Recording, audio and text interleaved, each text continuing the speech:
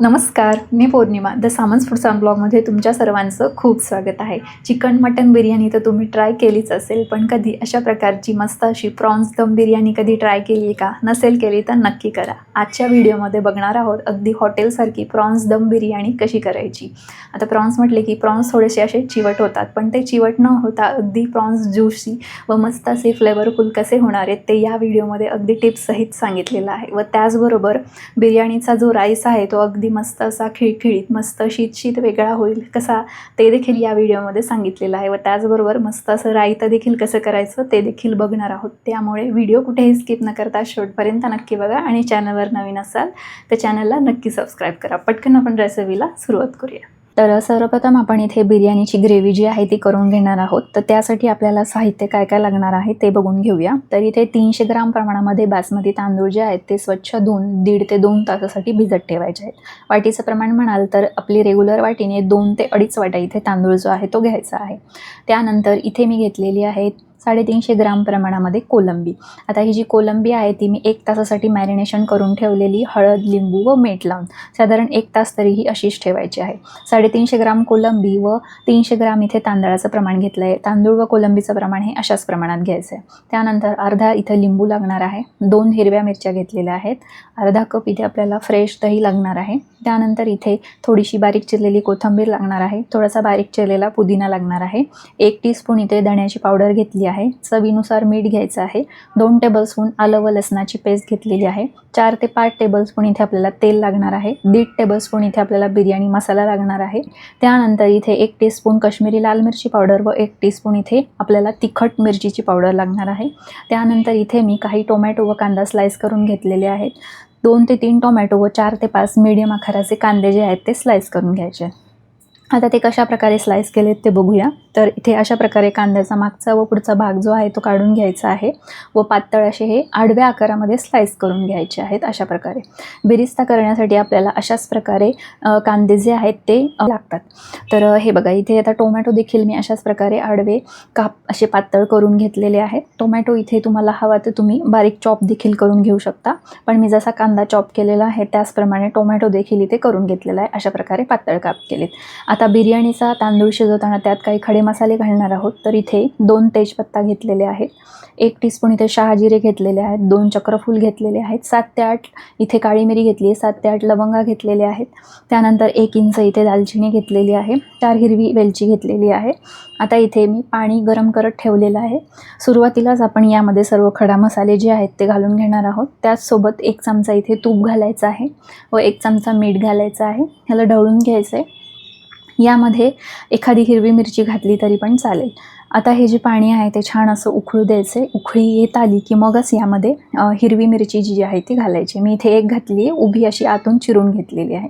आता इथे बघा पाण्याला छान अशी मस्त उकळी आलेली आहे.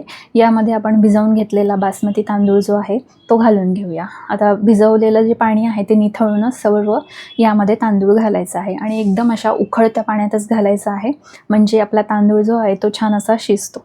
जर तुम्ही साधारण 1 ते 2 तासासाठी व्यवस्थित तांदूळ भिजवून घेतला तर अगदी 4 ते 5 मिनिटामध्ये आपला हा जो भात आहे तो तयार होतो. अगदी अलगद हाताने ह्याला ढवळून घ्यायचं आहे.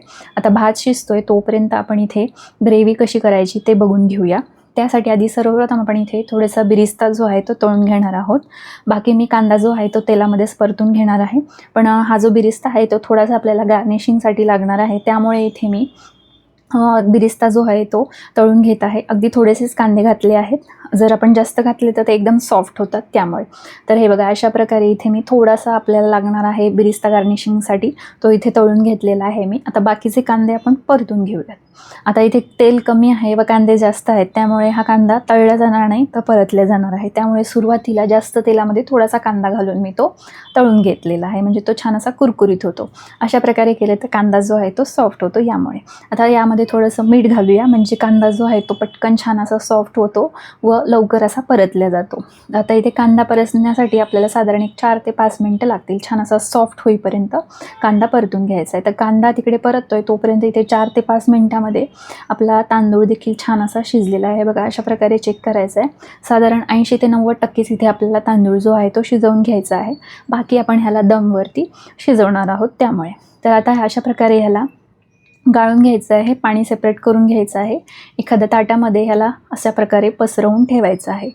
हे बघा, झाऱ्यामधून किंवा चाळणीतनं देखील तुम्ही हे जे तांदूळ आहेत ते गाळून घेऊ शकता. यातले खडे मसाले हवे तर तुम्ही काढू शकता. तर इथे बघा 4 ते 5 मिनिटांमध्ये कांदा देखील छान असा सॉफ्ट झालेला आहे व गोल्डन ब्राऊन रंगावरती परतून झालेला आहे. आता यामध्ये स्लाइस केलेले टोमॅटो, 2 हिरव्या मिरच्या व आलं लसूण पेस्ट जी आहे ते आपण घालूया. आता इथे मी हिरवी मिरची अख्खी टाकली आहे, तुम्हाला हवी तर पेस्ट करून घालू शकता. आता ह्याला देखील छान असं मिनिटभरासाठी परतून घेतलं. टोमॅटो मस्त असा छान सॉफ्ट झालेला आहे, कांदा लसणाचा कच्चटपणा देखील गेलेला आहे. आता यामध्ये फेटून घेतलेलं जे दही आहे ते घालायचे. दही घालताना इथे फेटूनच घालायचं आहे, असंच दही घालू नका, नाहीतर त्याच्या गाठी ज्या आहेत त्या तशाच राहतात. त्यामुळे म्हणजे स्मूद अशी ग्रेव्ही जी आहे ती आपल्याला इथे मिळत नाही. त्यामुळे व्यवस्थित छान असं दही फेटून घ्यायचं. तर साधारण 1 मिनिटभरासाठी दही जे आहे ते छान असं तेलामध्ये परतून घेतलं. आता यामध्ये आपण जे काही सर्व मसाले घेतले होते ते घालून घेऊया. मसाले घालताना गॅसचा फ्लेम जो आहे तो लोच ठेवायचा आहे. चवीनुसार यामध्ये मीठ घालायचं आहे व ह्याला छान असं परतून घ्यायचं आहे. आता इथे मसाले करपू नयेत यासाठी यामध्ये थोडंसं गरम पाणी घालायचं आहे व छान असं तेल सुटेपर्यंत ही जी ग्रेव्ही आहे ती छान अशी परतून घ्यायची आहे. तर बघा, इथे छान ग्रेव्ही आपली परतून झालेली आहे. मस्त असं तेल सुटलेलं आहे, सुगंध देखील खूप छान येतं. तर ह्याला व्यवस्थित असं मिक्स करून घ्यायचं आहे व जी मॅरिनेशन करून ठेवलेली कोलंबी आहे ती यामध्ये घालून घ्यायची आहे. तर इथे बघा, आता कोलंबी आपल्याला साधारण 3 ते 4 मिनटं शिजवून घ्यायची आहे, त्यापेक्षा जास्त शिजवायची नाही आहे. कोलंबी शिजली की ती अशी गोल आकारामध्ये होते. त्यापेक्षा जर जास्त शिजवली तर कोलंबी जी आहे ती चिवट व रबरासारखी तयार होते. ही इथे टीप आहे की कोलंबी जास्त रबरासारखी चिवट तयार होऊ नये यासाठी ह्याला अगदी कमी असं शिजवायचं आहे. तर इथे झाकण ठेवून साधारण 3 ते 4 मिनटासाठी कोलंबी शिजवून घेतली. तुम्ही इथे बघू शकता अशा प्रकारे ह्याचा गोलाकार झालेला आहे. कोलंबी इथे आपली शिजलेली आहे, कारण कोलंबी ही लवकर शिजते. जर ओव्हर कुकिंग केलं कोलंबीला तर कोलंबी चिवट होते. आता इथे मी स्मोक देत आहे, त्यासाठी कोळसा घेतला आहे, त्यावरती तूप घातलं आहे, लगेच यावरती झाकण ठेवायचं आहे. आता तुमच्याकडे कोळसा नसेल तर ही प्रोसेस स्किप केली तरी पण चालेल. यामुळे आपल्या बिर्याणीला छान असा स्मोकी फ्लेवर येतो. त्यामुळे इथे मी कोळशाचा स्मोक जो आहे तो याला दिलेला आहे. आता यामध्ये बारीक चिरलेली कोथिंबीर व पुदिना जो आहे तो घालून घ्यायचा आहे. फ्रेश पुदिना व कोथिंबीरमुळे मस्त अशी बिर्याणीला टेस्ट येते. आता ह्याला व्यवस्थित छान असं मिक्स करून घेतलेलं आहे. गॅसचा फ्लेम इथे बंद करायचा आहे व यावरती भाताचा लेअर जो आहे तो घालून घ्यायचा आहे. आता इथे तुम्हाला जर लेअरमध्ये बिर्याणी करायची असेल तर थोडीशी ग्रेव्ही बाजूला काढून ठेवा व थोडासा भात घालून मग नंतर परत ग्रेव्ही घालून असं केलं तरी चालेल. पण मी इथे लेअरिंग केलं नाही आहे, डायरेक्ट यावरती भात घातलेला आहे. यावरती साजूक तूप घालायचं आहे मेल्टेड. त्यानंतर थोडंसं केसरचं पाणी जे आहे ते मी इथे घातलेलं आहे. आपण मगाशी तयार केलेला बिरिस्ता थोडासा घालायचा आहे. कोथिंबीर व पुदिना घालायचा आहे बारीक चिरलेला. बिर्याणीला दम देताना कढईच्या खाली एक तवा ठेवायचा आहे, म्हणजे जेणेकरून बिर्याणी आपली जी आहे ती खालून करपणार नाही यासाठी. व यावरती अशा प्रकारे मी झाकणाला कपड्याने बांधून घेतले, म्हणजे जेणेकरून तांदळाची जी काही वाफ येणार आहे ती छान अशी कपड्यामध्ये जाते, उलट तांदळामध्ये जात नाही. तर इथे आपण आता बिर्याणीला मोठ्या गॅसवरती 10 मिनटासाठी दम देऊया व त्यानंतर बारीक गॅस करून साधारण 10 ते 15 मिनटासाठी दम देऊन घेऊया. तर इथे आपण आता आधी कोशिंबीर करून घेऊया बिर्याणीसोबत खाण्यासाठीची. तर त्यासाठी इथे 1 वाटी दही छान असं फेटून घेतलं आहे. त्यामध्ये अर्धा चमचा इथे चाट मसाला घालायचा आहे, अर्धा चमचा धन्याची पावडर, अर्धा चमचा काळं मीठ व साधं मीठ घालून ह्याला छान असं फेटून घ्यायचं आहे. इथे 1 मोठी काकडी चिरून घेतली आहे बारीक अशी आणि 1 कांदा चिरून घेतला आहे. व्यवस्थित छान असं मिक्स करून घ्यायचं आहे. थोडासा बारीक चिरलेला पुदिना व कोथिंबीर घालायची आहे आणि इथे आपलं मस्त असं रायतं देखील तयार झालं आहे. तर इथे बघा साधारण 1 अर्धा तास झालेला आहे. आपली बिर्याणी इथे मस्त तयार झालेली आहे. छान असा दम लागलेला आहे.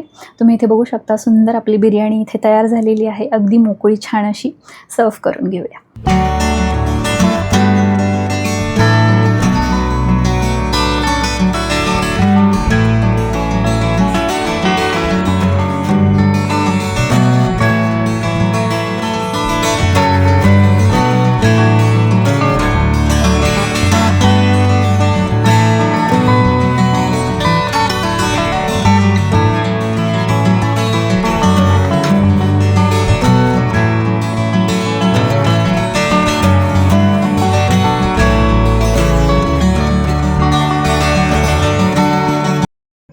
तर अशा प्रकारे मस्त अशी सुटसुटीत एकदम फ्लेवरफुल अशी प्रॉन्स दम बिर्याणी हॉटेलसारखी घरी कशी करायची ते आज आपण या व्हिडिओमध्ये बघितलं व त्याचबरोबर मस्त असं टेस्टी रायता देखील कसं करायचं ते देखील बघितलेलं आहे. आता लवकरच श्रावण महिना सुरू होतोय, त्याआधी तुम्हीही एकदा ही रेसिपी नक्की ट्राय करा व कशी वाटली ती कमेंट करून नक्की कळवा. आवडल्यास लाईक, शेअर व सबस्क्राईब करायला विसरू नका. शेजारच्या बेल आयकॉनवरती क्लिक करा म्हणजे असेच नवीन व्हिडिओजचे अपडेट तुमच्यापर्यंत येत राहतील. तर चला भेटूया नेक्स्ट व्हिडिओमध्ये. तोपर्यंत धन्यवाद.